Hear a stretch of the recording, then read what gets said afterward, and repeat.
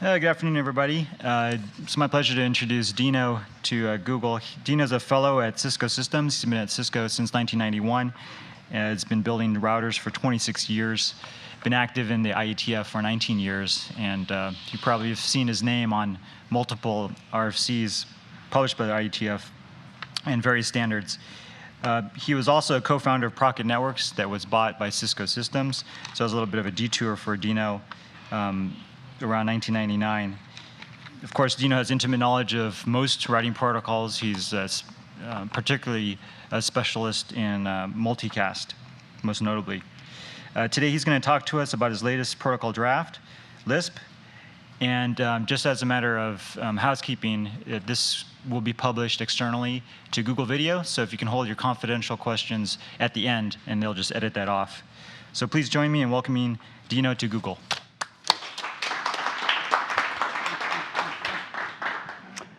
So we've been trying to fix routing in the internet, and this is a proposal that we're going to focus on called LISP, and we believe it's a level of indirection that's going to possibly help things. I've gotten a lot of input from service providers and hosting vendors and content providers like yourselves, and we're hoping we're in the right direction. But this talk is not only going to benefit you, I hope, but it's going to benefit me by getting feedback. So it's a fairly technical talk, and you guys are actually the first ones that are seeing some of this content, especially the mapping service content down here. This is basically, does this thing work? Yeah, I just can't see it. So based on all those large numbers you gave, I'm getting old. That's why the numbers are large, right? But anyways, the mapping service is pretty new. New meaning it's just weeks old, and we almost are going to get it down in spec form in the coming weeks, trying to get it available for the IETF in July. So you guys are really the first public guys that are seeing this, so it's pretty fresh, and a lot of new ideas and a lot of ideas from previous protocols and architectures of the past. But we'll start off with a problem statement, look at the solution space with respect to only looking at LISP as the solution. There's other solutions in this space called Shim6, HIP, and GSE, which we're not going to explore at all. We'll talk briefly about the categories or classes that they fit into, but we're going to just focus on LISP because that's the work that I'm working on, or we're working on. The basic problem statement is we want to help sites, large content provider sites that are huge bandwidth sites, and internet service providers. We want to reduce OpEx and CapEx. I'm personally very worried that all kinds of vendors are pricing the internet too high, and we need to make it cheaper. So I'm looking at solutions that reduces protocols so it can reduce operational expenses and try to build cheaper systems. I work in the DC3 product area at Cisco, and we're trying to build a high-density, low-cost switch/router, and all the challenges that are associated of really making it low cost. So we're worried about CapEx as well as OpEx. We want to introduce some addressing flexibility. Hopefully a level of indirection could solve some of the problems that we're seeing in the internet. This solution may introduce some forms of mobility, but we're not totally sure if it's going to scale. There's a lot of large tables in a very small number of places in the network that would be needed, so it would be interesting to get your feedback. So we think the solution space is address splitting, and address splitting through a level of indirection, and I'll get into that in much more detail. And it's also been, so these are kind of all the cliches. This is known as a jack-up model. Okay, where you take the protocol stack as is, you jack it up, and you put stuff underneath it. And we're not talking about putting a layer 2 infrastructure underneath it like ATM or anything, or Sonnet or anything like that. It's another network architecture underneath it. And the LISP solution is focusing on a network-based solution versus host-based solutions, and we'll talk more about that. And then I'll describe the data plane, and then what I call the LISP control plane is the mapping service. Okay, so operationally what we want to do is we want to improve site multi-homing, and we want to improve ISP traffic engineering as well. We want it to be a little bit more flexible, not have to depend on MPLS, because there's solutions in IP that can work as well. So MPLS is not the only tool in the toolbox. We want to reduce or eliminate completely site renumbering. IP address renumbering we want to be able to eliminate if we can. And we want to reduce the size of the core routing tables at the same time so we could bring those lower cost forwarding chips to you, and then price per port goes down because of that. PI for all, PI here stands for provider independent addressing. So sites may, and we're seeing the registry starting to allocate PI blocks to customers, which means that the customers' addresses don't fit into the topology, so those addresses are completely unaggregatable. When they're unaggregatable, that means the internet will eventually be flat routing at the site level everywhere. Will that be able to scale? Does this make sense? So this is the nervousness that's happening and the urgency to put something in place to solve that. And mobility is going to be hot. We have some form of mobility that maybe a locator ID or a level of indirection can solve, and you guys could judge that. So architecturally, what we're going to do is, it's just one architectural concept that we're going to introduce here, and we're going to take the address and we're going to split it into an ID and a locator. And throughout this presentation, wherever you see green numbers or letters, it's referring to the ID. Wherever you see red letters, it's referring to locator addresses. And we'll explain how all that works. This effort was provoked at the Amsterdam IB routing workshop last October. And people said it's been 10 years and we haven't solved the routing architecture problem. We went from IPv4 to IPv6, but the only difference is a packet format change and an address length change. Nothing else is really different. So we really need to look at the routing architecture in the capital I internet as a whole. So these are some references on where you can look at the problem statements. I've been thinking about this problem for nearly 10 years now. And I'm ready to start working on a solution, so that's what's motivating me. So I started working on this last November, and so what you see is about a 6 to 9 month effort that's in place and continuing. So sites and ISPs cannot control ingress traffic paths. They can control which way they send packets out, and at their edges they can decide where to send it, but to be able to get packets in, it's the upstream guys that use BGP best path selection that decides which way to get to you. So you can't control which way packets come in. So since you can't control which way they come in, but you can control which way they go out, you just basically have this wash sort of agreement with your peers. You say, if you send me too much stuff over here and I don't like it over here, I'm going to send you stuff over there which you don't like over there. So we want people to be able to control their egress as well as ingress paths. And that's both at the site level and at the ISP level, okay? The only way people can do that today is by injecting more specific routes. If I want to be able to attract all these flows and I just send the one aggregate this way, they can only send it this way because they believe this path is not available. But if I say I want to punch a hole in that address space so I can get an exception of that block to come this way, I inject a more specific route. Well, injecting more specific routes into the internet is not a good thing because it grows routing table sizes. So we're finding that traffic engineering is affecting the size of the routing table, and we're losing the aggregatability of the network. And it requires large tables, lots of meshing, and we're having problems managing that. You get what you want. At the expense of everyone else, you inject a more specific route and you don't care, because what happens is you get the paths this way, but since you injected the more specific route, it continues to flow wherever it needs to flow in the internet, and everybody pays for your traffic engineering benefit, okay? And we suffer from routing table bloat. What is happening at the same time is the registries, as I mentioned, are giving out PI address blocks, and those PI address blocks are causing routing table bloat too. I don't want this presentation to say that the routing tables are getting too large, routers can't support them, therefore we need a solution. The amount of multi-homing that is increasing in the internet needs to be solved, and when we solve that, we will also make the routing table scale at the same time. So the IETF seems to want a big problem statement before they take a solution seriously. But I also want to give features while I'm solving problems at the same time. So I don't want that to be misunderstood. Sites like PI blocks for two reasons. It's the same reason why you like your cell phone number, and if you switch providers, you can keep the same number for the rest of your life. You don't want to have to change. You don't want to have to tell anybody about the new number. You don't have to renumber hosts inside your site. So if you get a new PI block, you renumber all your hosts and routers one time and you never have to do it again. That's the misled impression that a lot of sites are getting right now. Registries want to sell address blocks, so they're motivated to sell them, so why not? I don't care about the internet, it's somebody else's problem, right? PI blocks injected to core gives you flat routing. Major routing table bloat again. Then mobility. Mobility is pretty hot, right? There's people are throwing down around hundreds of billions of dollars worth of revenue to solve mobility or to provide mobile solutions, not only in just handsets, but applications. I mean, you guys are very aware of this. So low latency and doing quick handoffs are very important as well. How do you do that when you're when you're at Google and you move to the Starbucks? Do you want to keep Google's address? Does it matter? Do you want to keep your sessions alive? All these sort of things are questions you ask for mobility. We think a level of indirection with a locator ID split can help this problem. The question is, can we make it scale? That's always the question. So the solution space is that let's stop overloading an IP address. That is the problem. It holds semantics for both identification and location. We need to have something that says, this is me, Dino, and right now I'm at Google, where this afternoon I'll be at Cisco, or I'll be at my house. Those latter three locations are things that are changing frequently, or can change frequently.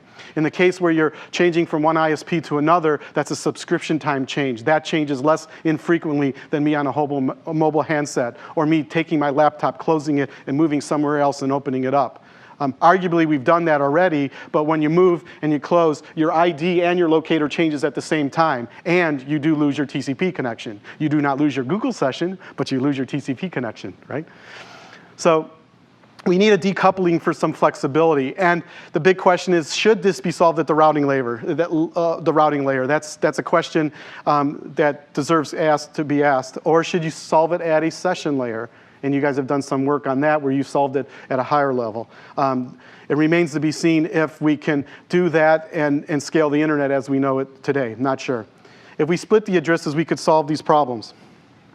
So the solution space says, let's split, and it's been affectionately known as an ID locator split. So you have this kind of address, and you either have two addresses, or you take part of the address and you split it into separate pieces.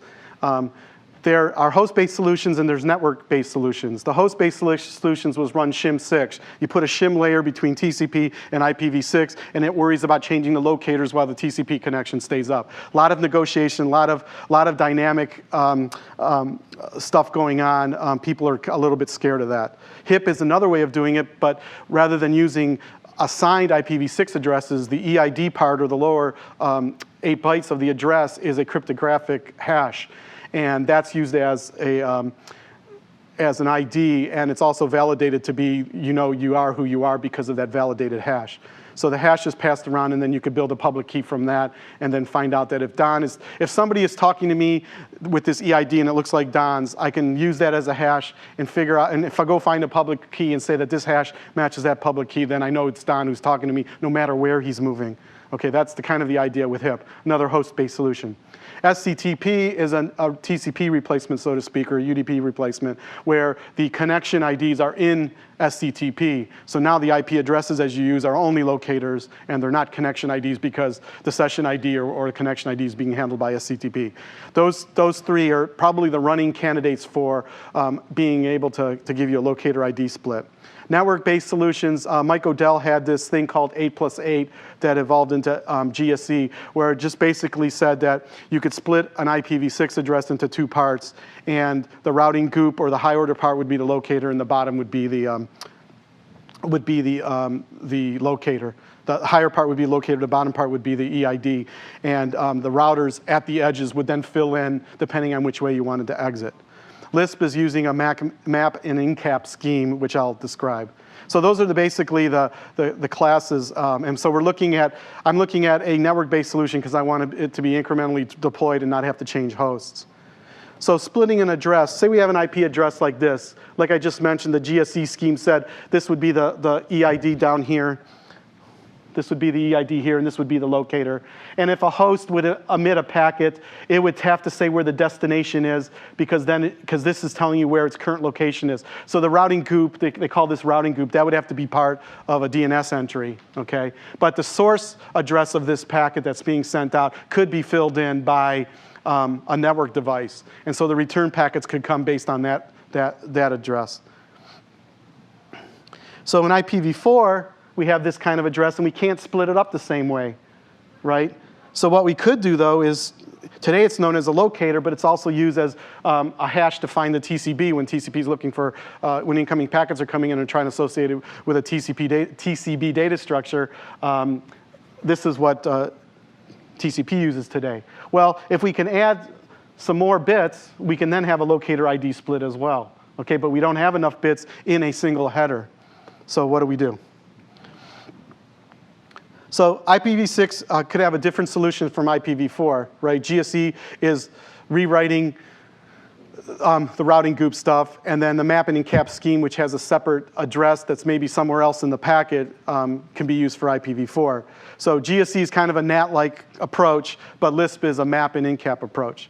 LISP will actually, one network architecture could be solved for v4 and v6, and that's kind of where we're going.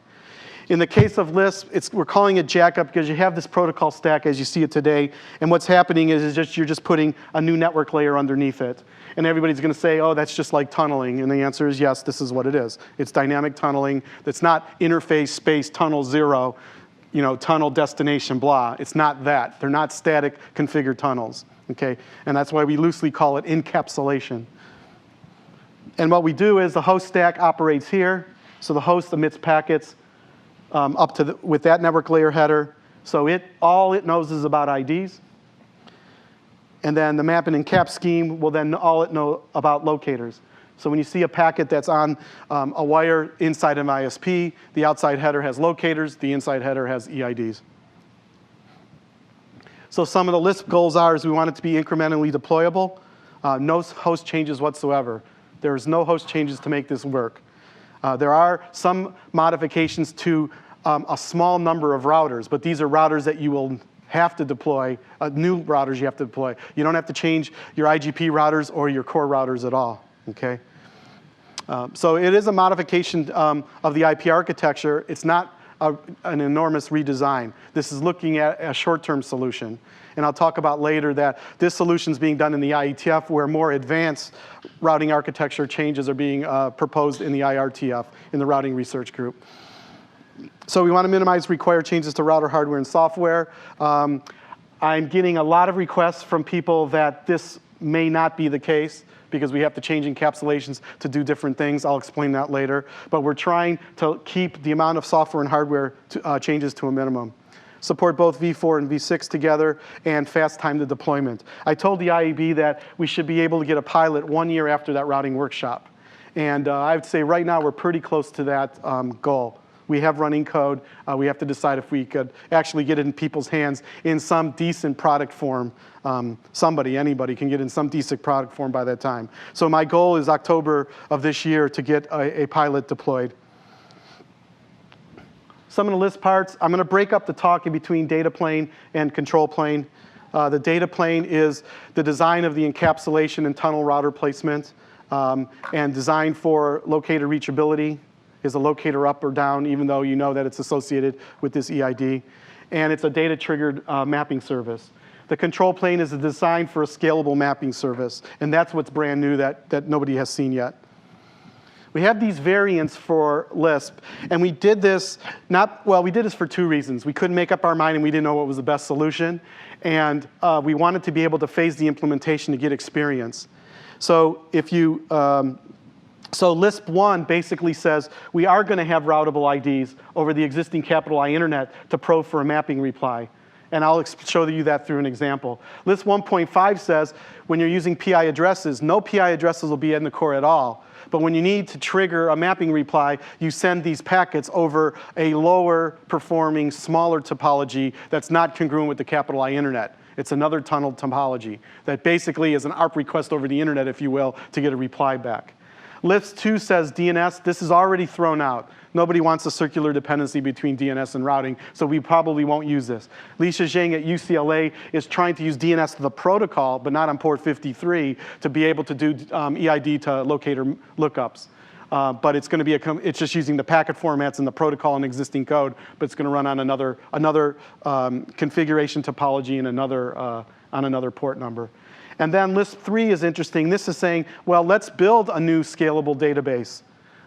Let's make sure that EIDs aren't routable. Mappings are obtained by using some new mechanisms. And I've done a lot of research on distributed hash tables to see if they can work. They're kind of interesting things, but they're really dynamic. And in an anti-third-party ISP world, they probably won't work. All the researchers are telling me to stay away from DHTs. I don't know if you guys have experiences at the routing layer. DHTs work good at the peer-to-peer layer because you do have this stable substrate on the bottom that you could depend on. But when DHTs are changing and it's affecting your packet connectivity, then you have a problem. So LISP comms is the control plane that we're going to introduce today. And Elliot Lear has something from Cisco called NERD, which is basically an Etsy host type thing where you actually use HTTP and you push the entire table out to all these boxes, and the mappings will always be there. So this is definitely a push-based, host-based, FTP-based, blah, blah, blah, blah sort of thing. And LISP comms is a hybrid of a push-pull model that we're going to explain in a second. So some quick list terms, and we'll get to it. We're going to call the identifiers EIDs in LISP. And the IDs are used by the host and are routable in source and destination sites. Okay? So the actual ID are in packets, but when the packet has to flow to the router who's going to perform the encapsulation, that ID is being routed at the same time. It's also being used as a connection ID as well. Sure, question? What exactly is a site? A site is, a site in my definition is a multi-home stub site, a multi or single home stub site, okay? And I would put Google and the Yahoos of the world in that classification, okay? Routing locators are the routable addresses out of PA space. Okay, these will most likely be out of PI space. This will be out of provider assigned provider assigned space, and we call those we call them RLOCs or just locators. And then we have these ingress tunnel routers that prepend headers, and egress tunnel routers that strip headers. Okay, pretty straightforward. So let's look at an example. So we have this source site on the left and a destination site. They have been allocated by a registry that you're going to assign all your host addresses in the EID prefix 1/8. So everybody's going to be assigned those addresses. And in the destination site, it's 2/8. You deploy these ITRs and ETRs, ingress tunnel routers and egress tunnel routers. In this example, what I'm going to show is a packet only going in one direction from source to destination. So these guys, when packets come back, they're also ETRs, but I'm just showing it for unidirectional. Okay? So you notice that they're green, so they're EIDs. These are red, so they're locators. These are actually IP addresses that are assigned to the ETRs. They come out of the blocks of their attached providers. Okay? The actual locator addresses for everyone at the site are those two addresses and no more. So now, sites don't have to allocate /24, /16, /22s, whatever to site. They only have to allocate 2, 4, 8 addresses to the site. They could reclaim a lot of space. That could be a benefit. Okay? And these guys don't have to run BGP anymore. They really wouldn't have to. Okay, since these guys are allocating these addresses here, the aggregates that they advertise for all the sites that they connect to are just advertised back this way. So that could be a simplification, just starting off there. So let's say S wants to talk to D, and in DNS, there's an IP address, an A record that's 2002. That is an ID. That's the ID of D. Okay? If D ever moves, that's still the ID of D. Okay? And let's say the internet, the ITRs already have cached. I'll tell you when they don't have cached what we do, but if they already have cached that the EID prefix 2/8 is associated with this site, that the locator set are these two locators, and they're each have a priority. They say use them equal priority with equal load split them. So this is the IP address of router D1 and router D2, and that's the mapping entry. Let's say for this example, those two ITRs already have that entry there. Okay, so a packet is then sourced by the source. It originated with its EID, which is 1001, going to D's, the return from the DNS, which is 2002. It puts that on the network just like it does today. There's no changes so far to the host. There's no changes whatsoever. So that packet actually is going to follow the default to these CE boxes, right? That's where I said that this EID now is routable within here, but it's a scoped routable address. And routing it here does no harm because we're trying to protect the capital I internet there. Okay, so that's good because you don't have to actually reallocate. Today, if you have this site, your addresses that you're using today could be used as IDs. If they're PI blocks or PA blocks, you could use them today as IDs. Nothing at this site changes other than putting new software in these two boxes. Okay, that's really important. Incremental deployability is key. So what happens is the packet makes it all the way, say the default route is taking the hash of these two addresses, taking the default route to this place. So what S2 does is says, oh, I just get a packet it's either matching the default route, which means I'm sending it out, or there's no route found at all. Those are the two triggers that say I need to encap this in Lisp. So what I'm going to do is I'm going to put my locator, which is going to be 11001. It's 11001 out of that address space. And I know if I do an EID lookup on 2002, I'm going to find this entry in my table. So what I'm going to do is I'm going to pick one of these two to encapsulate to be the destination locator. So I'm going to use 2002. And then I'm going to ship that off. Of course, everybody in the internet knows where 12/8 is. It's provider X that's his address block. So there's no, the 1/8 and 2/8 has been removed from here. That's good, routing tables get smaller.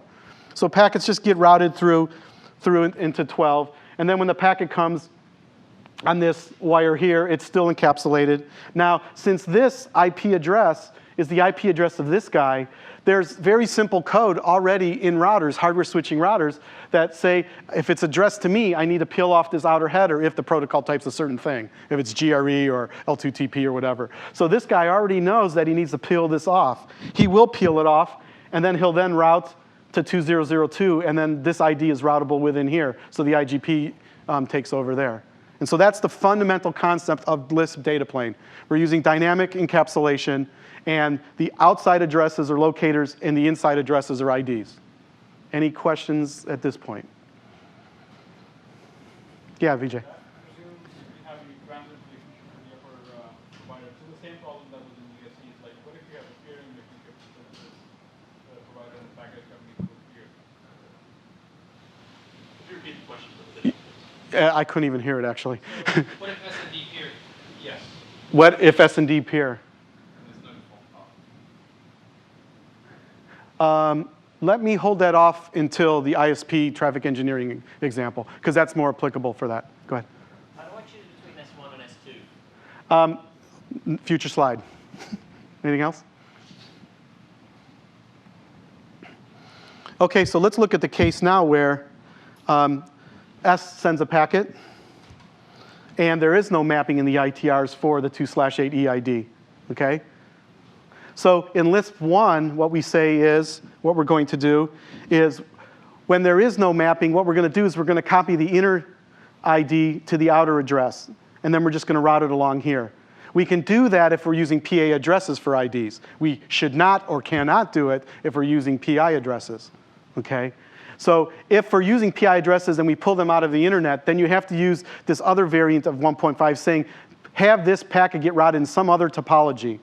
Okay, it could be another VRF, it could be another BGP topology, but find another way to get the packet to these guys so they can respond back. Okay?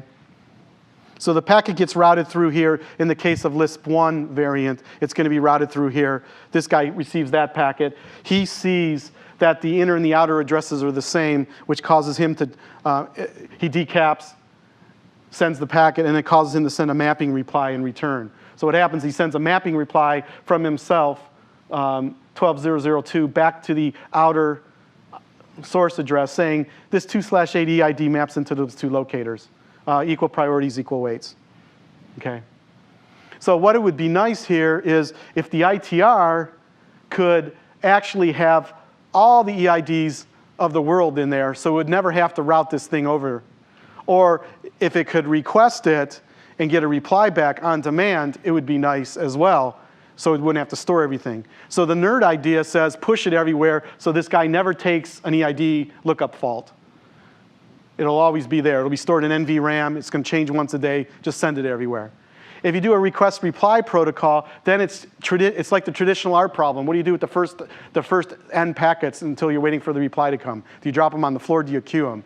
Nobody ever queues them because it's insane, right? So you drop the packets on the floor. So the question is, do you drop the packets on the floor and go send the request?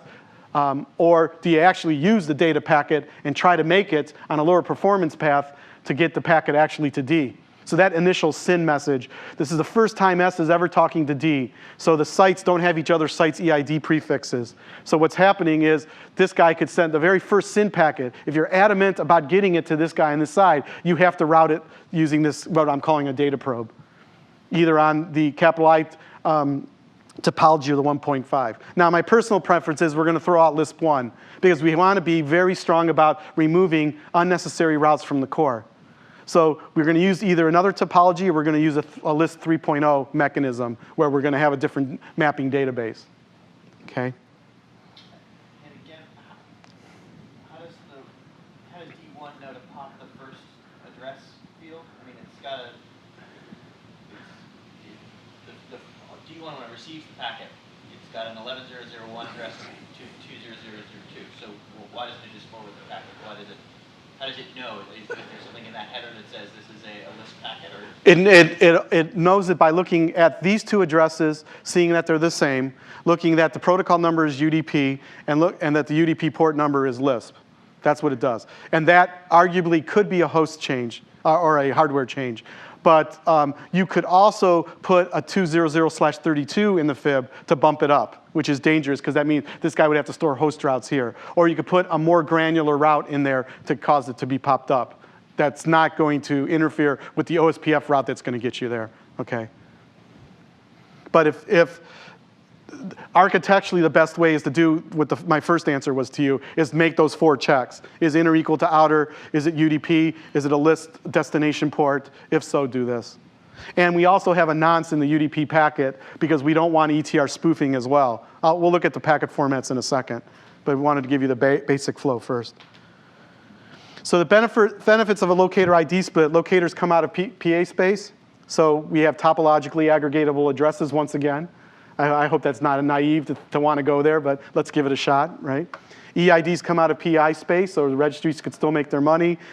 Sites can now don't have to renumber. This is a good thing.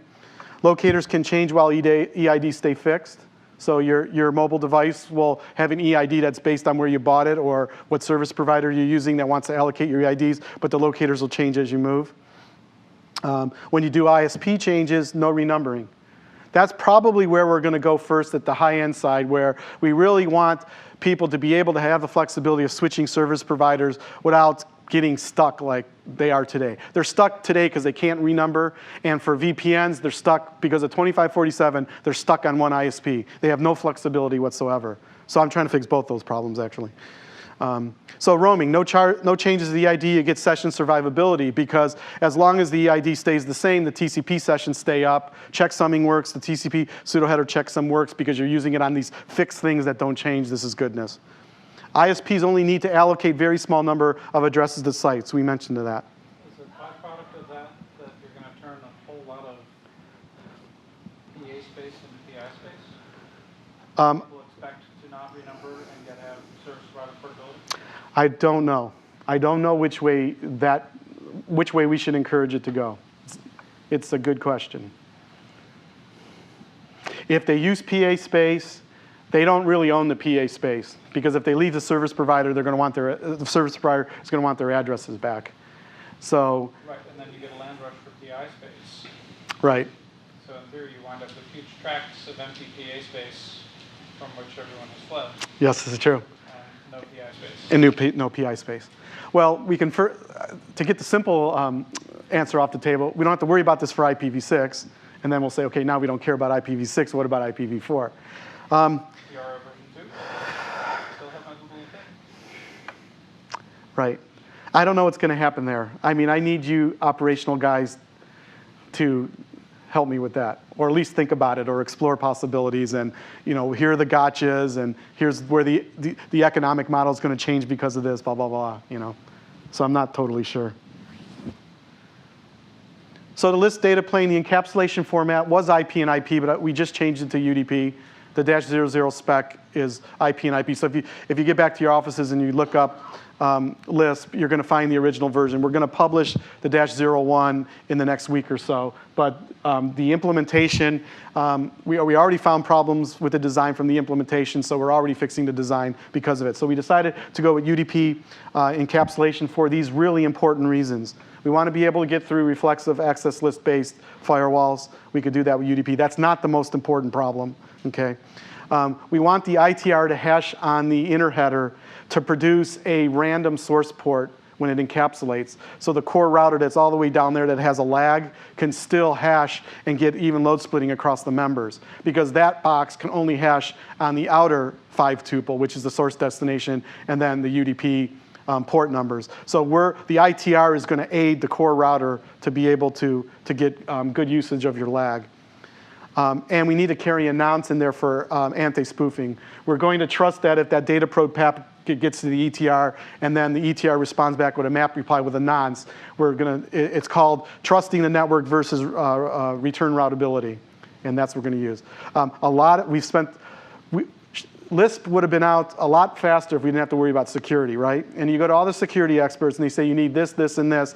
And they'll say, okay, we need a PKI, you need a public-private key pair, you need a distribution mechanism to do all this stuff. The security stuff's just a total mess, and nothing could ever get deployed if, nothing can get deployed without it, they say, and nothing can get deployed if you try to put it in, because it'll just take too long. So we decided we didn't want to depend on a third-party PKI, because how do you do that? You don't want to have state between the ITR and the ETR, right? So you have to, if you want to trust the mapping service, then you have to be able to, maybe the mapping service itself is the PKI, but do you want to have a separate PKI and the mapping service and the millions and tens of millions ITR, ETR flows going back and forth? So you'll see how we're going to skirt or avoid the security problem by using a chain of trust in the map reply, in the mapping database model. What we also put for the UDP encapsulation was the reachability bits. And this is how we're going to, I think the hardest problem out of all this is not the mapping service and making it scale, it's determining reachability. Because what you want to do is, now that you know you have two locators and you're selecting one versus the other, or you're load splitting based on a hash, you have to know when one of them is unreachable. And it's unreachable for a variety of reasons. The path in the internet can't get there, which is extremely unlikely, because I like to think that there's enough meshiness, enough robustness in the internet that you could probably get pretty close to the PE that's attached to the site. So what normally fails is the link, the PEC link fails, or the router that fails. Or actually, because you're running 2547, the PE is always crashing. That's another reason too. So, but the CE box can fail on the site side, the PEC link can fail, or the PE can fail. So I wanted to optimize for those sort of scenarios. So we had to put bits in there. So this is what the header format looks like. Let's see, did I put any? Okay, no, I didn't. So this is what, this part of the header is the IP header that the host builds. There's no surprise, everything looks the same. We're just changing the semantics of the destination and source addresses, and we're calling them EIDs instead of addresses. The term address is too opaque, too general, too vague, whatever. So we don't want to use that anymore. We want to put specific semantics to it. We try to just keep as small as we can Lisp header. So we put in a 48-bit nonce, and we put in 12-bit reachability bits in there. So there could be 12 locators per site. I'm worried about that. That might be too small. If it's too small, we'll make it bigger. There's plenty of bandwidth. I'm not going to worry about overhead if we can't support what we need to support. UDP header is as you know it. UDP checksum set to 0 on data packets. Destination port, as the packet's being encapsulated from ITR to ETR, is a well-known port. Well-known port that we've already allocated from IAMA. Use it for data packets and mapping replies. We're also going to use it for the mapping service with TCP. Then this is what the ITR puts on, which is says UDP follows, but the addresses here are the locators. I already mentioned that. That should sink in by now. So let's first talk about locator selection, and then I'll be able to answer your question about locator reachability. Okay.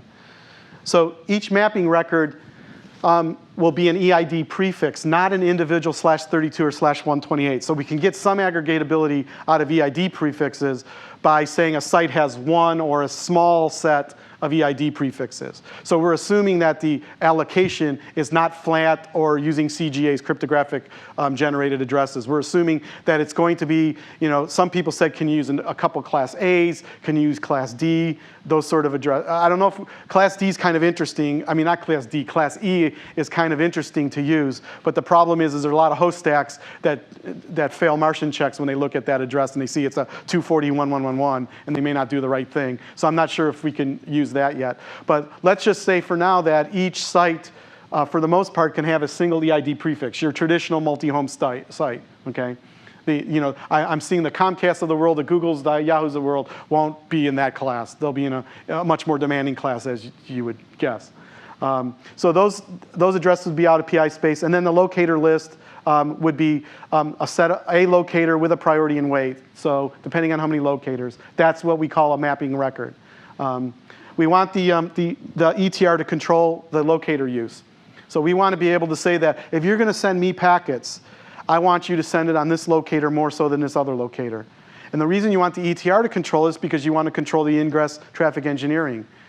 So what you say is, this is an underutilized link, and when this gets to 90%, nobody uses this link. So what I have to do is, if you can do a 90-10 sort of thing, then you can use this link or not overload that link. And only use this link if this link goes down, okay?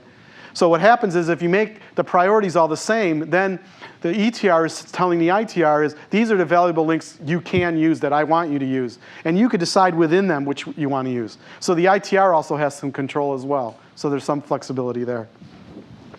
Now, for mobility, you may want to glean.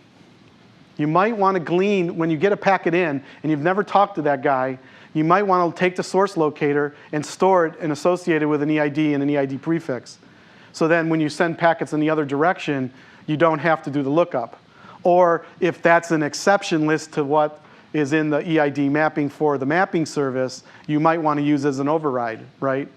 If Don is sending me packets right now and his EID is out of the Google space and his locators are for the locators that for the ISPs Google is attached to, and Don starts driving and then goes to Starbucks and now starts sending from Starbucks, I'm going to see that his EID is coming in from a different locator than what I have in the mapping database. The mapping database tells me that Don is at Google and here are the set of locators. But I just got a packet with a different locator there. That might be a roam event.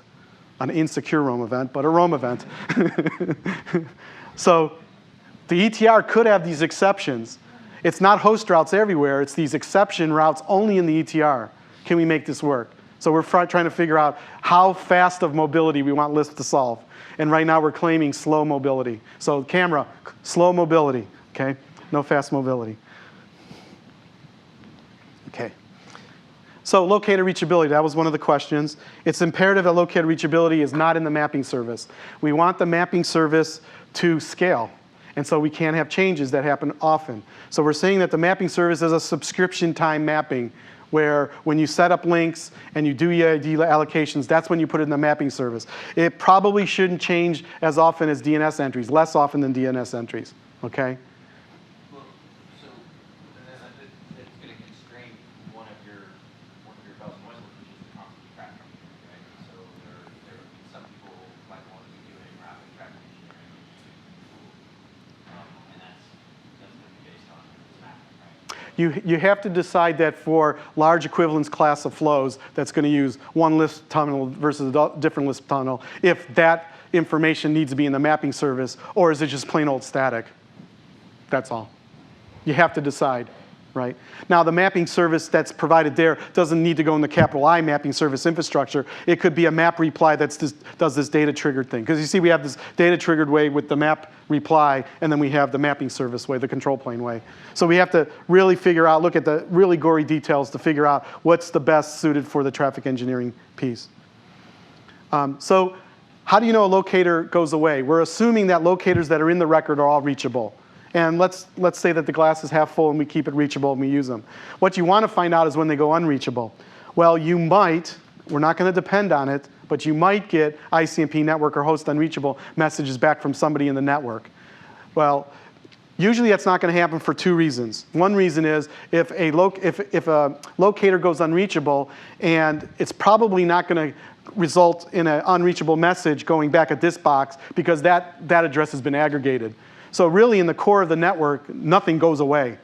And there's no opportunity to send ICMP unreachables. If you think there's an opportunity to send it, everybody configures to turn them off. So, so I'm not going to depend on that. And that's in the middle of the network where something go unreachable. Really, like I said, the CEP link, the CE box or the PE box is going to go down. Okay, and that's why we're putting these locator reachability bits in the data header. We want return traffic to tell you about the reachability of the ETRs. Okay. So think of it this way. I'm an ETR at a site, and Scott's an ETR at a site, right? We both know if we're ejecting default route into our IGP, right? And it's usually based on having this interface up to the ISPs. If one of those interfaces go down, we withdraw our default route. So I will know that if the PE link goes down from Scott's point of view, or Scott crashes, me and my IGP will know that Scott's not around when I start encapsulating packets, because now everybody's going to be sending me data here because I'm the only default router, right? So I'm going to be getting packets here, and I'm going to be encapsulating as an ITR to the destination sites wherever. Well, everybody who's gotten the previous mapping for us, I'm just going to say that, okay, I was ordinal 0, you were ordinal 1, so we're going to set bit 1 and bit 2. So the value 3 we're going to send across. When Scott goes away, I'm going to set the bit 1, just saying that one. They're going to look and say, there's this bit string that's describing the reachability of all the locators that have been previously advertised to me. There's Dino and Scott is in the list that was advertised to me. Dino is telling me Scott's not there. So then when the ITR wants to encapsulate data back, only uses me. So it's data plane piggybacking. Anybody, so the person who, did you ask a question about reachability?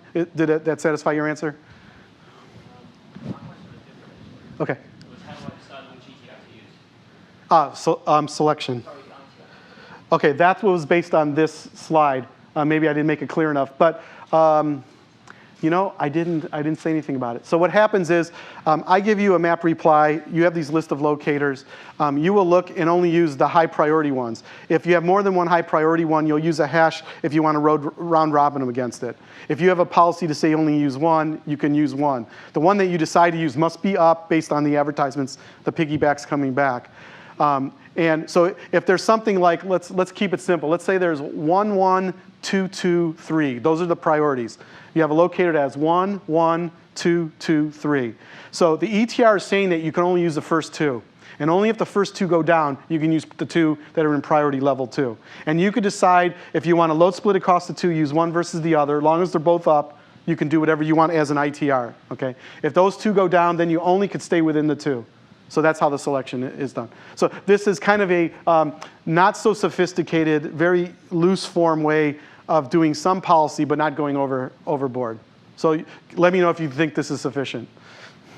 Actually, the original question was how does so the host sends out a packet Yes. with EIDs. It doesn't know anything about locators. Right. How does that packet inside the site, inside the source site, how does it get routed? Right.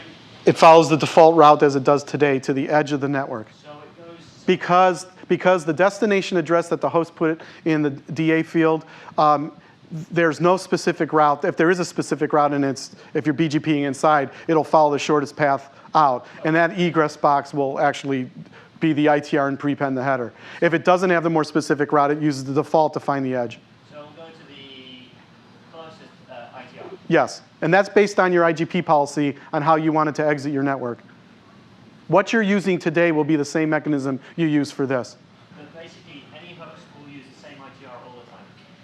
It won't depend on which destination it's sending to. It depends if you have more specific routes injected in your IGP or you're using active default routes. If you're using active backup, then it's going to go one way. Look, you're not injecting the locators you're not injecting the EIDs from other sites into your IGP. And if it's from PI space, you won't be able to because they won't be there. Good point. So you can only resort to the default route inside the IGP routers. Closest box, right?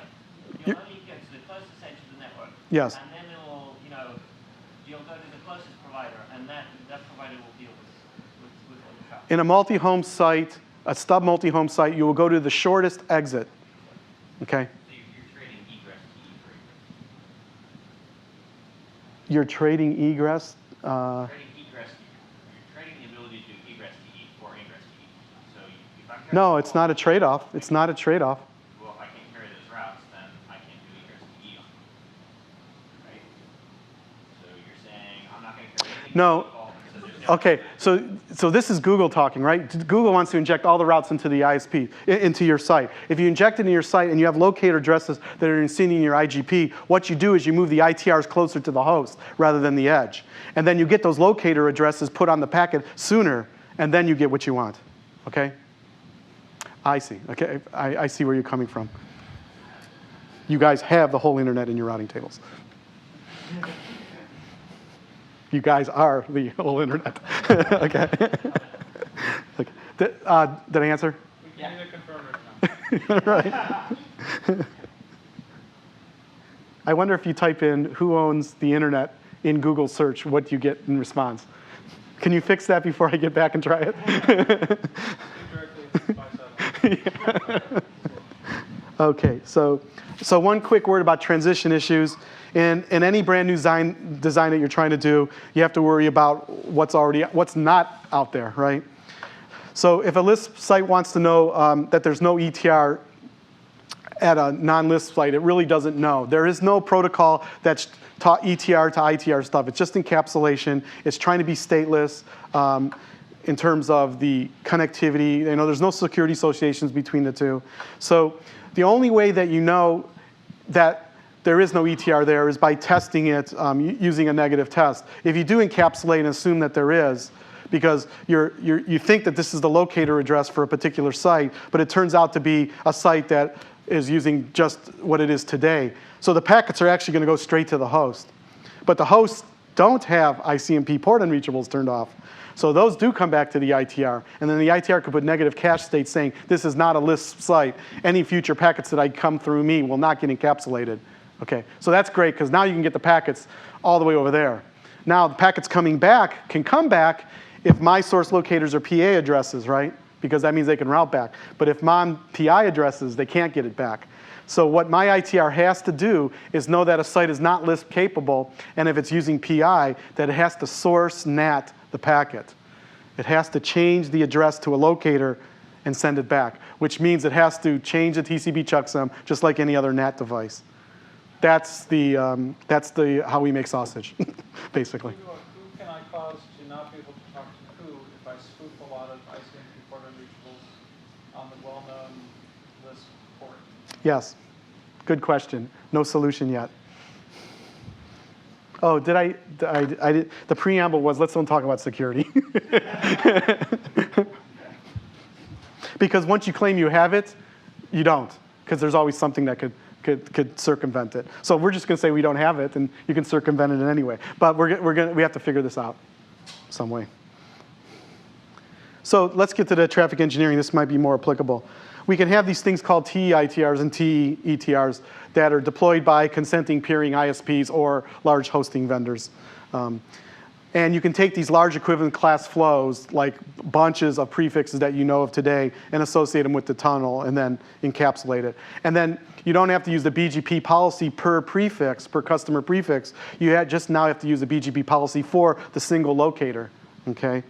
And then you don't inject more specific routes. So here's an example how it would work. I'll apologize for this in advance. Sure. Go back to the previous slide. If you're going to call one Teeters, you really have to call the other one Totters. Teeters and totters, okay. Okay, that's the best comment I got from you today, Stephen. Teeters and totters.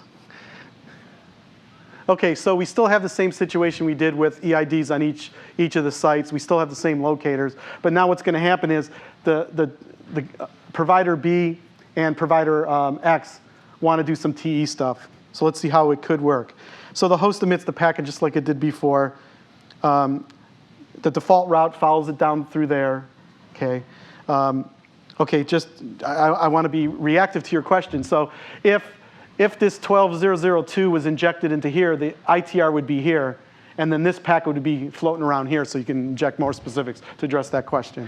So that would work fine. But the packet appears encapsulated there on that egress link.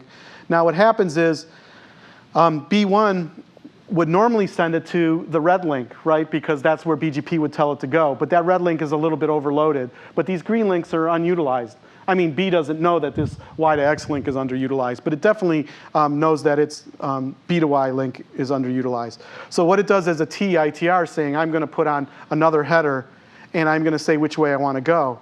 And if it puts on this address that can either be dynamically determined via a map reply or statically, it can know that the BGP policy for this specific /32 is maybe this way. So because what's happening here is provider B and provider X have an agreement that they wanted to use these inter-domain traffic engineering tunnels, okay? So we know that intra-domain traffic engineering tunnels work with LSPs, with MPLS LSPs. We know that there's a way you can circumvent routing to take packets, and that's what MPLS does. What we want to do is pick it up a notch and say we want it to be inter-provider because we want these links to be more utilized. So what we can do is we can say that anything that comes in through this port, if B1 was having this T stuff coming in through here or through some, say there's thousands of sites or hundreds of sites that are coming in, somewhere in the middle of the network, it can say everything that's coming in through me, I can go ahead and just encapsulate and send it through some other path, okay? Now, that we already mentioned this, we don't want to put that in the mapping service, so we think that the data triggered event may work, or it could just be flat out static. TE tunnels are static, right? They're somewhat static, which means the length or diameter of the tunnel, hop by hop, is configured statically, right? And then you have a protocol that actually builds the LSP. That's not very interesting. And then use these IGP shortcuts and you bastardize the IGP to make it use those paths, okay? I'm not sure if I want to bite off and say, let's have BGP treat this as a separate path and use it, i.e. the tunnel. But this can be made actually more secure than the ITR to ETR connection because you can use shared symmetric keys here, and you could then encrypt all the data going back and forth like an IPsec tunnel, okay? And you'll be able to get your load splitting because this guy here will then look at the UDP packet, that's the UDP header here, and we'll be able to generate another UDP header here, so these lags that are built inside here can get good equal cost load splitting. Because the big problem with doing tunneling is you've taken all these 1, 2, 10 gig flows, and you made them look like a very large flow, and because the source address is coming from one point. So we have to be able to figure that out.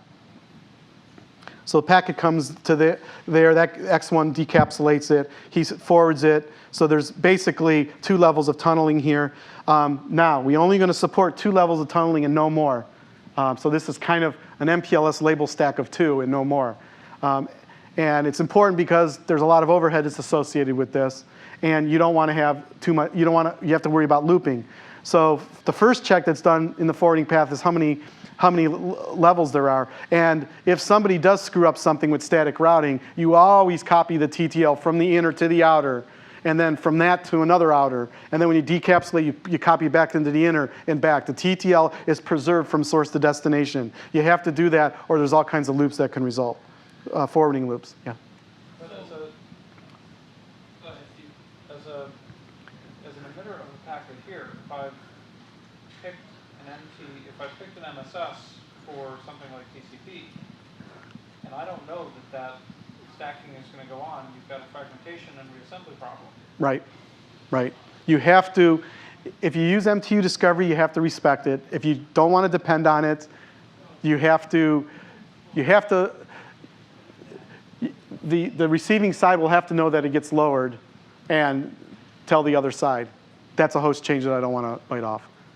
But the core always has a higher MTU than the host, right? Almost everyone. Not always. No. Not with your our peering links, it's still standard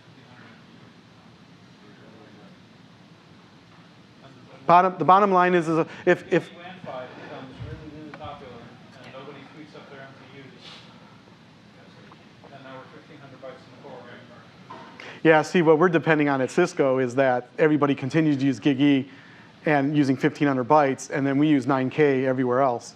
So we think it's less of a problem. But if you use 1500 and 1500, you have a problem, or 9K and 9K, you have a problem, right?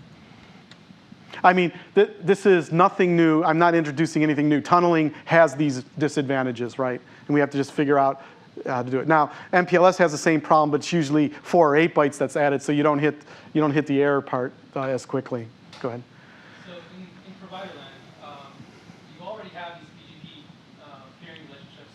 Why not use it to signal these? I mean, why create these role routers when you can kind of just do it ubiquitous? You can, but when you change BGP, you have to change it everywhere. And you have to really be sensitive to that. I mean, Any change to BGP takes 2 years to get deployed everywhere, if you're lucky.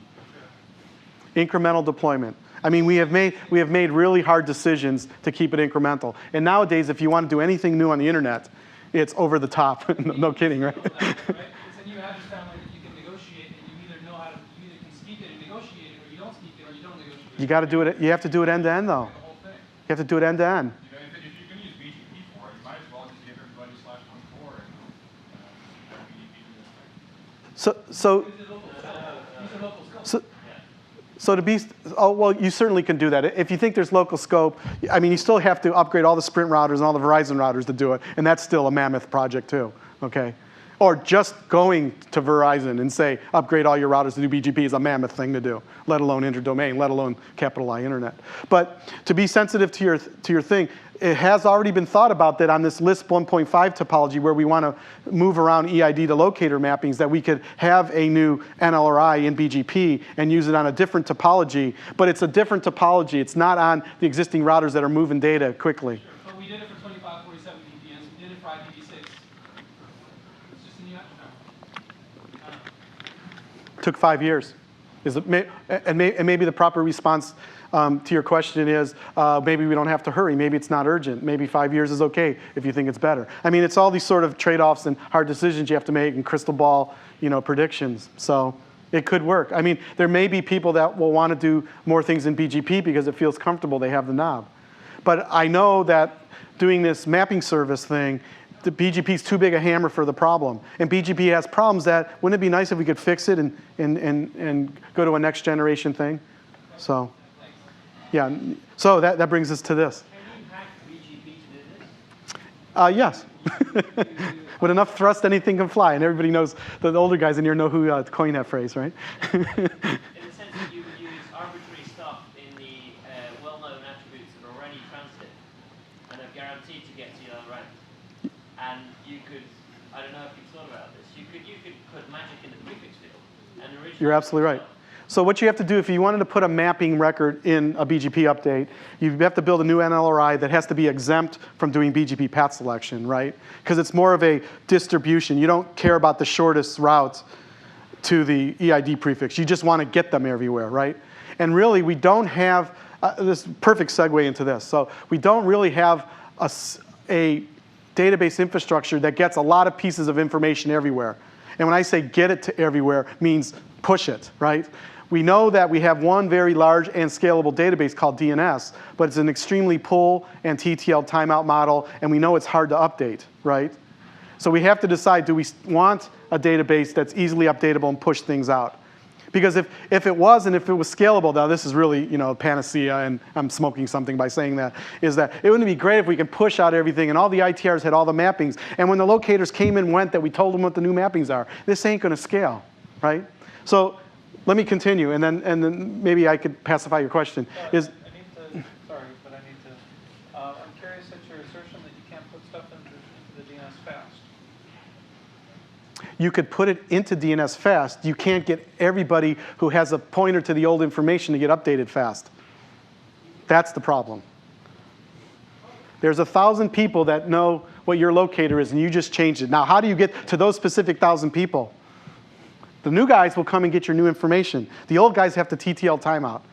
Now, you could push the TTL 0 timeout everywhere. They ain't going to scale, because you got to push it everywhere to find the 1,000 guys. Make sense? Yeah. I mean, this is nothing new. This is, large scalable distribution protocols. So we want to build a large distributed mapping database service. It is not a routing protocol. I repeat, it is not a routing protocol. It may look like a routing protocol, but it is not. And we are keeping it as simple as possible because I have to implement it, okay? Scalability is paramount to the solution. So how do you scale? This is I'm calling this the new Tony Lee formula, because he just brought it up. It was elegantly simple, and it's like, no shit, of course. Well, if you have a lot of states and you have it changing at a rate, both of those factors are really large. You have a real big scaling problem. But if you can control one versus the other, you may not have a scaling problem, depending on the size of the other factor. So we think the state is, we're going to shoot for 10 to the billion, or 10 to the 10th, which is 10 billion, right? We're going to shoot for that many hosts. We're not going to shoot for that many entries in a database. We're going to try to aggregate that to to many orders of magnitude and see how it works. And of course, we don't need that in everywhere, okay? So what we'll do is we'll aggregate EIDs, the actual ones that are assigned to hosts, and EID prefixes, as I mentioned before. That's the first order of reducing state. And we have to keep rate low. And that's why we're saying that the mappings are subscription time frequency changes. Okay, really important. So mobility will not be solved with this solution. We have to figure another way. So all the big questions asked is, where do you put the mappings? How do you find the mappings?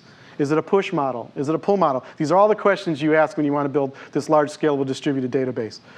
Do you use secondary storage? Because there'll be a lot of it, but maybe memory and disk is cheap. Maybe you can store all these entries, right? Do you use a cache? What about securing the mapping entries? Oh boy. What about protecting infrastructure from DOS attacks? Oh boy, these security things are nasty. What about controlling packet loss and latency, trying to go get the information? So, push doesn't scale, caching doesn't scale, pick one, okay? So we're gonna pick both of them. We're gonna do a hybrid approach, okay? So push at upper levels of the hierarchy. We push at upper levels of the hierarchy because we think at the upper levels of the hierarchy, we can scale the number of table entries to be really small, okay? At the lower levels of the entry, you don't want to push everything there because not everybody needs everything all the time. So they're going to pull what they need and they're going to cache, and they're going to time it out. We know caching works to a certain extent. DNS is an existence proof, okay? Mappings stay at lower levels. So we have these mappings that stay at low levels for the part of the internet that they're going to be responsible for. And we're going to send requests. And if we find the guys at the first level, that's great. If not, we're going to route the request to where the mappings are going to be in return. Okay?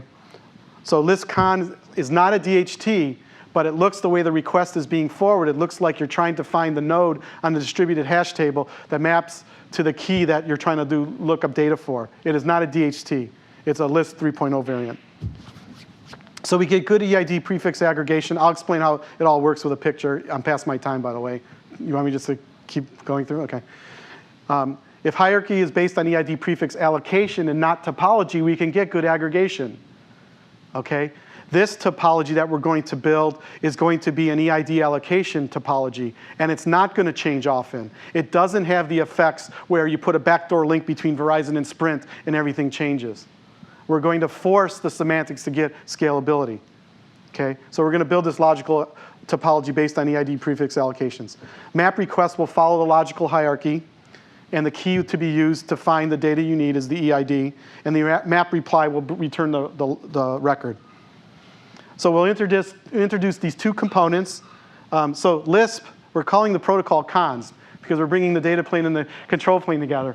And we're calling the first level of the hierarchy content access routers, or CARs and COOTers. So you Lisp programmers are part of the, we're using some of the terminology. And it's somewhat fitting. We did put authentication up there, right, which we still might use, but we didn't want to focus on the security aspects of it because there's tons of holes in it. So anyways. That, maybe we should implement Lisp in Lisp, yeah. Anyways, we're going to hold the mappings at level 0 of the hierarchy. It doesn't mean each level 0 node has to hold the entire mapping. It's just going to hold the mapping of the sites it connects to. And so it will be in the power of 2 block of those sites that are getting those EID allocations. So, and then you aggregate EID prefixes as you move up the hierarchy. And then you generate map requests and respond with map replies. I already said that. The COOTers themselves are doing the pushers. So the CARs at the bottom are doing the requests and replies. And then the COOTers at the higher part of the level, they're going to push around the EID prefixes in an aggregatable manner. So let me give you an example of that.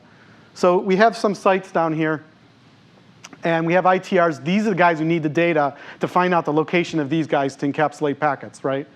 So what we have is we're going to have a huge number of CARs that are going to aggregate lots of sites. The first level of the hierarchy, we're going to call it level 0, okay?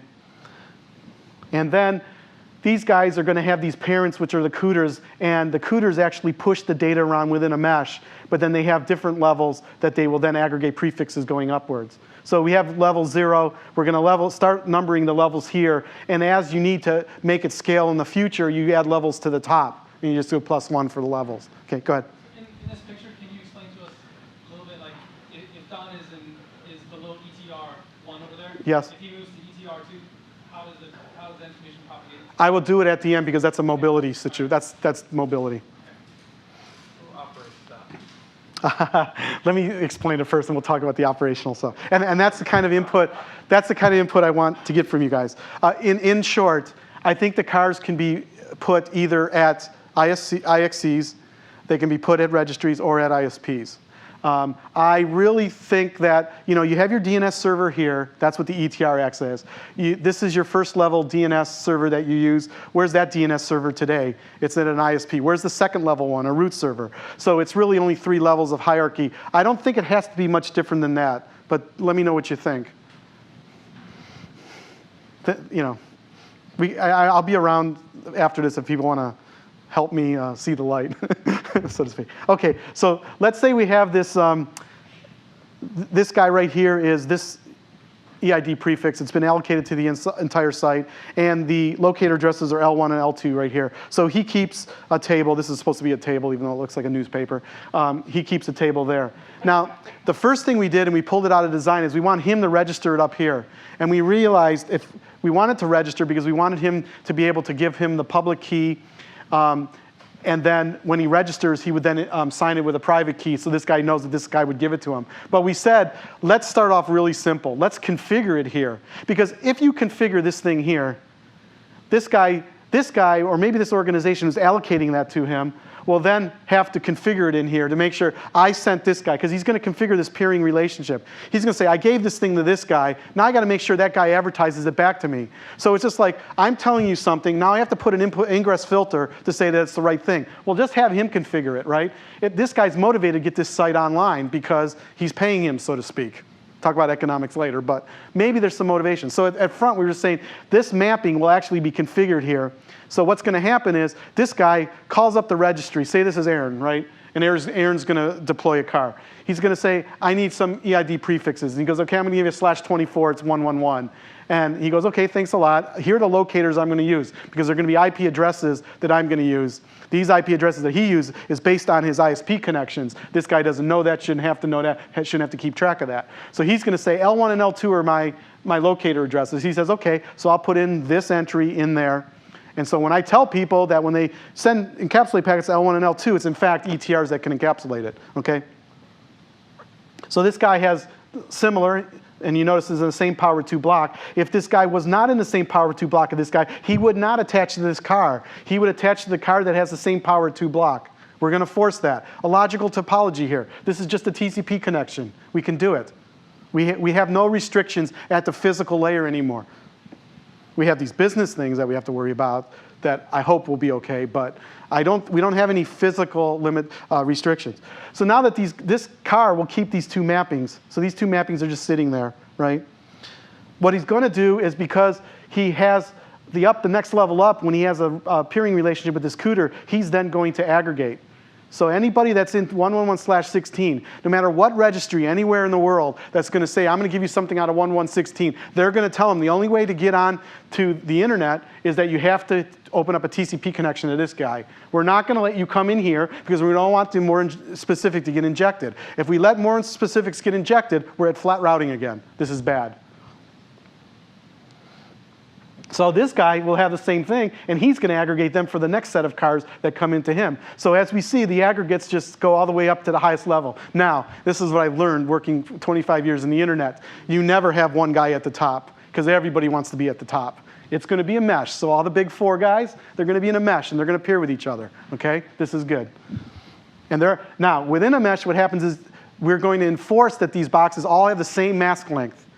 So nobody can advertise, you better not have a /16 come up here if this guy has a bunch of /8s coming from other cooters. This guy's going to reject it. And we're going to try to make it auto-aggregation. So we're going to make sure that this hierarchy stays intact. This is an EID allocation hierarchy, right? Not a packet forwarding hierarchy. Data packets never go on this topology. Only requests for EID lookups go on this topology and replies. What do you imagine of the other 3 people I'll need to talk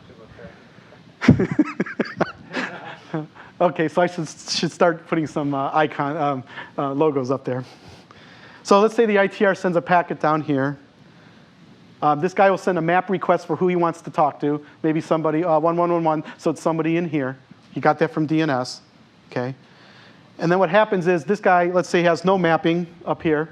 He has no mapping, so he's going to forward it. He's going to forward it because he doesn't have any specific route at his layer of the hierarchy. So what happens is this guy always forwards to a parent.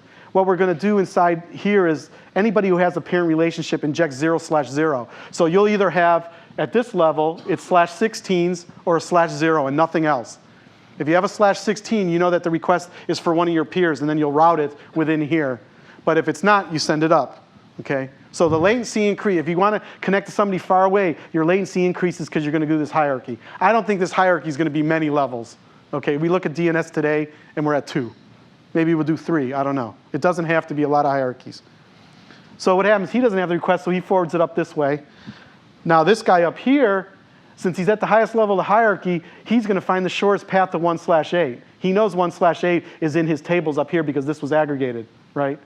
There's going to be a good chance that these routes are going to be, don't call them routes, these entries are going to be very stable because there's a lot of crap under /8. This /8 will probably never be withdrawn. That means route stability. This is good, right? So so this guy pushes it to his shortest path, which he thinks it's that cooter. This cooter says, I'll send it down here. And then now it's flowing downstream based on the more specific routes each time, just like IP routing is done today. This car gets it and says, I have the mapping for 1001 or 11111. So I'm just going to send the reply back. He sends the reply back. Oops. He just sends the reply back. And the reply is actually routed back the same way. So when this guy sources the request, he sources the request from an EID that's part of this aggregatable range, so the packet can flow back. We're putting path vectors in the request and the reply and in the advertisements. So when you look at a table, you'll see the paths of what's happening. You don't have to have another tool called traceroute to do it. So you will find out the path the request takes and which path the reply comes back. So the tools will be embedded in the protocol. What I've also learned in 25 years is you don't build a protocol and then worry about management later. You build the management capabilities inside the protocol at the same time. Okay, so just quickly how this thing works in a little bit more detail. So you have these lines that I've been drawing here. These are all peering, they're all peering on TCP HMAC protected connections. We're going to make the implementation say if you open up a TCP connection to me and you don't have MD5 or SHA-1 as the TCP option, connection does not come up. We're going to require a peer-to-peer authentication that's going to happen. Okay? These guys are regarded as sibling peers, and they're configured as such because they're in the mesh. This guy's a parent peer because he has a connection to a child peer, and that's where you know what the layer boundaries are, the level boundaries are. Okay? And then this guy, what his responsibility is, since he's a child and connects to another level, he's responsible for injecting or pushing 0/0, so anybody knows how to get up. Okay? And then he aggregates going up. Those are the only rules. This is going to be a simple implementation. I'm going to try to do it in 2 weeks. Okay? I always try to challenge that way. Within the Cooter mesh, you just push entries, and we're going to push entries like a link state protocol. All that means is we put a sequence number in the packet, we push it out all our links. If you see a duplicate sequence number, you don't re-forward it. Okay, and then we have a path vector along the way. You use the path vector to find the shortest path in terms of number of boxes. Simple hop count. That's it. No more. It's not a full-blown routing protocol. We're not running a Dijkstra. We're not doing split horizon with poison reverse. We're not doing the dual algorithm. It's just a simple distribution protocol. Okay? The shortest path shouldn't matter. I believe, and tell me what you guys think from your initial gut reaction, I believe these connections will be relatively stable because these are TCP connections between 2 points in the internet, and there's a lot of robust connectivity under here that's going to keep that connection up. Again, the only time the connection is going to go down, turn the camera off, is when the Cisco box crashes, right? But other than that, these connections should stay up. So I think it's a stable hierarchical topology not used for data that can be sort of stable and stagnant. That's the goal. So just in the car, it's very simple. A car is just a special case of a Cooter, but it holds the mappings, right? and it has the same sort of attributes as everything else. And then the parent's there, the child's there, and then it does, and this is an HMAC protected thing to the site as well. So do we have security in the mappings? It's a chain of trust through this hierarchy, HMAC protected. Is it good enough?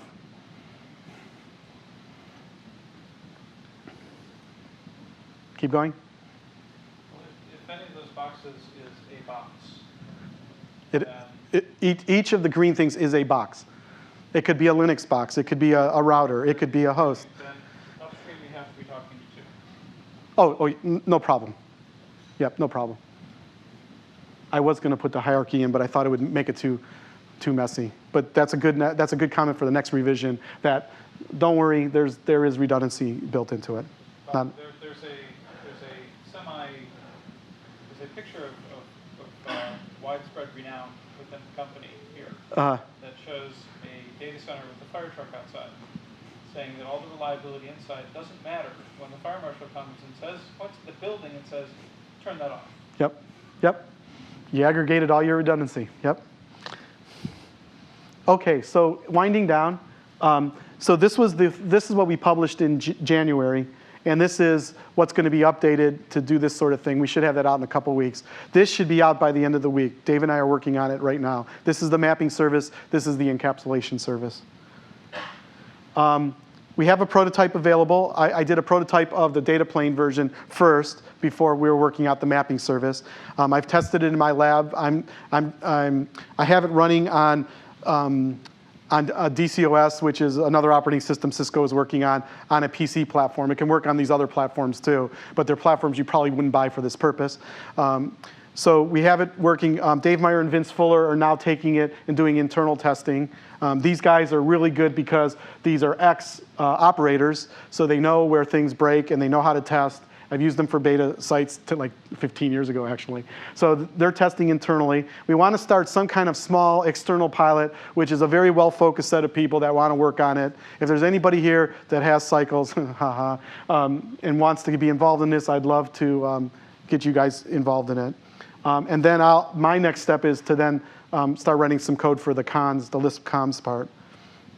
The standardization, Lisp is doing the engineering stuff, so people think that Lisp should be in the IETF, but more long-term architecture stuff should be in the IRTF. And then the Lisp cons part of it is part of IRTF as well, or the RRG in particular.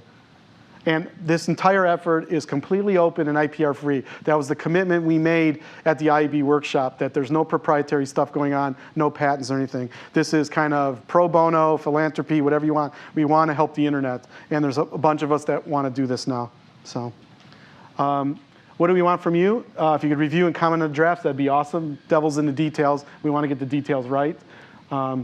Give us requirements, keep us practical, and if you're interested in beta testing anything, just please let me know. And Lisp rules.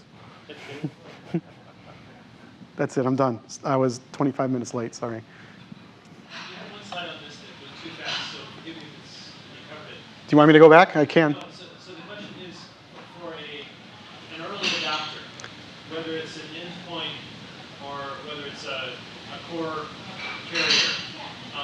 For the first adopter, obviously they're going to do some work there for this pain. What benefit does the first adopter get from it, and how does it work at that point? Right. Well, the first adopter will be able to get benefit by going to get a PI address, being able to renumber, and doing NAT until other people can do it. So They can do that now, though, right? they can do that now. Basically, a locator ID split is implemented today in all NAT boxes. It is. So there is motivation. But it's like anything. Anything you introduce that's new. There is motivation, but how do you get the first? I mean, why did we go to BGP4 when we did? It wasn't very motivating because people said we could build routers with more memory and just make it work. And do flat routing and just make it work. There were a set of people that got together and said, this is the right thing to do. We want to be efficient. We want to lower cost. And we have to thank those people that the internet would be a mess today if BGP4 wasn't implemented. A lot of people would like to get rid of BGP4, but just think if it wasn't there. So it's, I mean, I don't have this solid response to you, just saying it's just the right people have to get together to provide the incentive. Hopefully there's some business models that can come from this. There's new infrastructure, and whenever there's new infrastructure implemented, everybody says, I could sell and do this. I could provide a car service. I could provide a cooter service. I could be an EID allocation entity. All of these things spring up as revenue sources potentially. So that's how the infrastructure guys will provide. How will the end site benefit is, same reason why IPv6 is not deployed. There's not one killer thing that's totally obvious that it gets everybody to do it. Will we eventually get to IPv6? Probably. We probably will get there. Okay, you actually hit the nail. My real question is this ever going to be real? And my answer for IPv6 is, for a while, then no, not in the next 5 years. And I'm not sure if that's right anymore. I've been watching quite as closely. So, well, yeah. Maybe some pair of carriers has to decide they're going to do this. But it seems, so at what point does how much has to be implemented before somebody gets a benefit? Right. I think, unfortunately, I think if you want to look for like one killer app or one killer reason to do it, it's going to be mobility, which I had major disclaimers against, right? I think that's the biggest one right now. Because everybody's doing locator ID splits sort of thing anyways with mobile IP and mobile IPv6 and NEMO and all these different ways of doing mobility. And so it's kind of already there. The question is can we have one solution that really kind of fits all these different environments? If you could solve a fast mobility case, it'll work for ISP change case, right? So I don't have a magic answer. I mean, me as a protocol designer first has to make it simple and convince people like you that it's actually doable. And hopefully the concepts here weren't too advanced or you didn't see any non-starters. And I have to get past that before I can look at the business models and the motivations. And that's why we need more operational and people in the art, so to speak, that do this for a living to help with that aspect of it. So the benefit here is that you can keep the internet keep scaling without router tables having bigger and bigger. How many folks have to adopt it before they start seeing that benefit?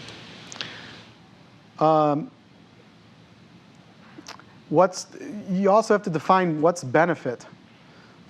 Is benefit looking at one particular router and seeing that it has 100,000 routes instead of 200,000 routes? So it's hard to say what's benefit.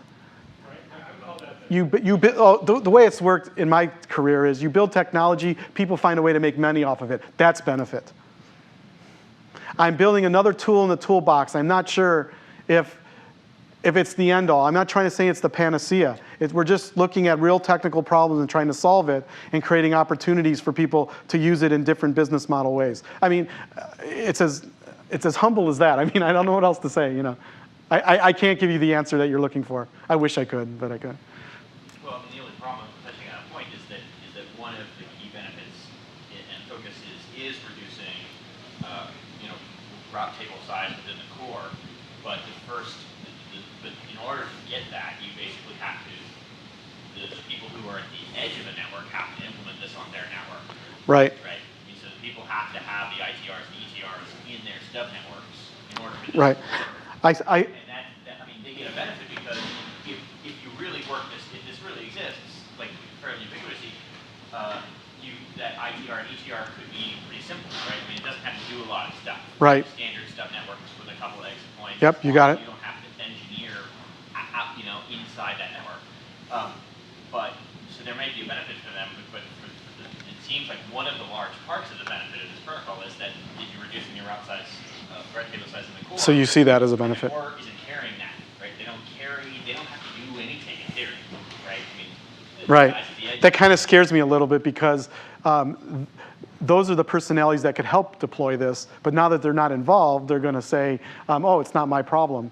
Now, I presented where you can use LISP ITRs and ETRs at the site. There's no reason why you couldn't put them at the PEs. I don't think that's the best place to put them for scalability reasons, because I think I've always had the mantra that VPNs always scale better at CE devices than PE devices, and it's proving true with 2547. So you could do this at PEs, and you could have an ISP provide this sort of locator ID split service for. And if somebody like Sprint's going to build all these mobility services and have this WiMAX spectrum that they're using and everything, that they may be motivated to put these things in there and offer it as part of their service. But so that's another way to skin it. But I mean, you hit the nail right on the head. If you have to depend on Goldman Sachs, Boeing, Ford, those kind of companies to deploy this, and they don't see direct motivation right away, like this gentleman said, it's going to be hard. So that, you first come up with the idea, you solidify it, you get some experience technically with it, and then you take it to the next level and see what happens. So, but good, really good comment, I think. Any other questions? Thanks, Dino. Thanks.